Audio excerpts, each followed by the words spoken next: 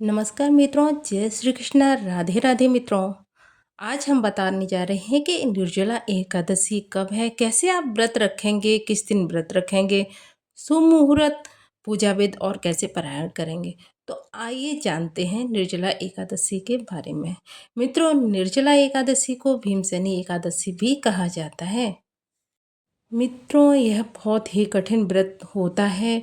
इसमें ना अन्न और ना जल ग्रहण किया जाता है। पूरे दिन उपवास रखा जाता है और दूसरे दिन दान देकर, दक्षिणा देकर और शरबत देकर अपना व्रत खोला जाता है। फिर जिसके जैसे श्रद्धा हो वैसे व्रत खोला जाता है। तो आइए जानते हैं, इस साल गुरुवार को सुमुहूर्त में भगवान विष्णु की विधिवत उपासना की जाएगी।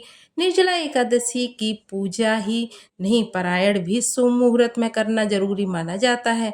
आइए जानते हैं निर्जला एकादशी व्रत पारायण का शुभ मुहूर्त।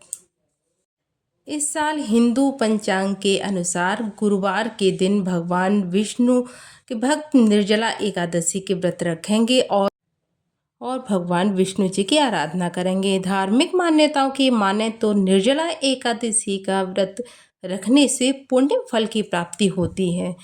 इस साल उदया तिथि में 25 जून को निर्जला एकादशी का व्रत रखा जाएगा। वही निर्जला एकादशी की पूजा ही नहीं, पारायण का भी शुभ मुहूर्त देखा जाता है। जेठ महीने की शुक्ल पक्ष की एकादशी तिथि का व्रत पारण 26 जून को किया जाएगा। इस दिन पारण यानी कि व्रत तोड़ने का समय होता है।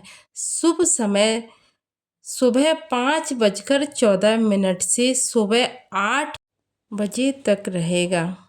पारण तिथि के दिन द्वादशी समाप्त होने का समय सुबह 10:22 तक रहेगा। निर्जला एकादशी का व्रत पारण कैसे करना चाहिए, आइए जानते हैं। स्नान आदि कर साफ वस्त्र धारण करें। भगवान श्री विष्णु जी का जल अभिषेक करें। प्रभु का पंचामृत सहित गंगा जल से अभिषेक करें।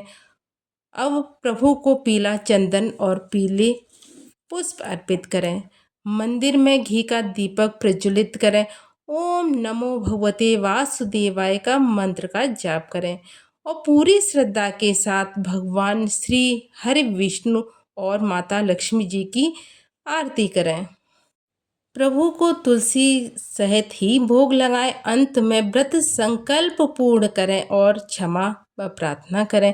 निर्जला एकादशी के व्रत पारण के समय ध्यान रखने वाली बातें आइए जानते हैं। पंचांग के अनुसार निर्जला एकादशी के अगले दिन सूर्य के उदय होने के बाद पारण किया जाता है। निर्जला एकादशी व्रत का पारण द्वादशी तिथि समाप्त होने से पहले करना जरूरी माना गया है। अगर द्वादशी तिथि सूर्योदय से पहले समाप्त हो जाती है तो निर्जला एकादशी का व्रत का पारण सूर्योदय के बाद भी किया जाता है। द्वादशी तिथि के भीतर पारण न करना शुभ नहीं माना जाता है। निर्जला एकादशी व्रत का पारण हरिवासर के दौरान भी नहीं करना चाहिए। जो विष्णु भक्त व्रत कर रहे हैं उन्हें व्रत तोड़ने से पहले हरिवासर समाप्त होने का इंतजार करना चाहिए। हरिवासर द्वादशी तिथि की पहली 1/4 अवधि मानी जाती है। व्रत तोड़ने के लिए सबसे शुभ समय प्रातःकाल होता है। कुछ कारणों की वजह से अगर कोई प्रातःकाल पारण करने में सक्षम नहीं है तो उसे मध्याह्न के बाद ही पारण करना चाहिए।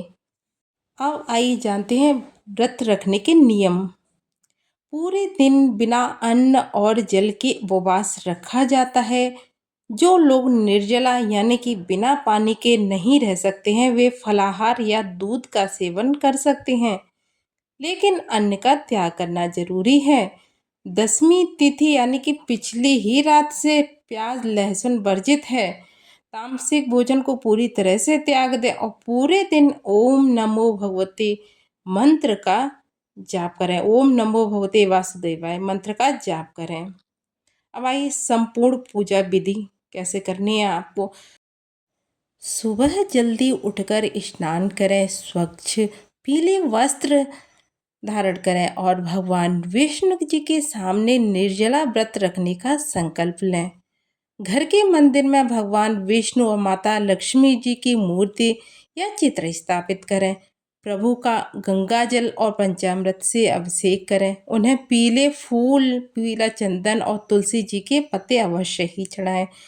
तुलसी जी के पत्ते पहले से ही तोड़ के आपको रखने हैं, यानी कि एक दिन पहले, दशमी वाले दिन। भगवान विष्णु जी को सात्विक भोग लगाएं और कपूर से आरती करें। मंदिर में जल से भरा घड़ा, फल और वस्त्र ब्राह्मण या जरूरतमंद को दान करें।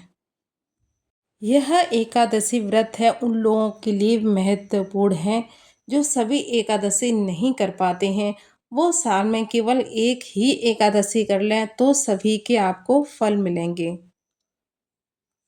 तो अगर आपको यह जानकारी अच्छी लगी हो तो प्लीज़ वीडियो को लाइक करें, चैनल को सब्सक्राइब करें। हर हर महादेव, हर हर महादेव, हर हर महादेव।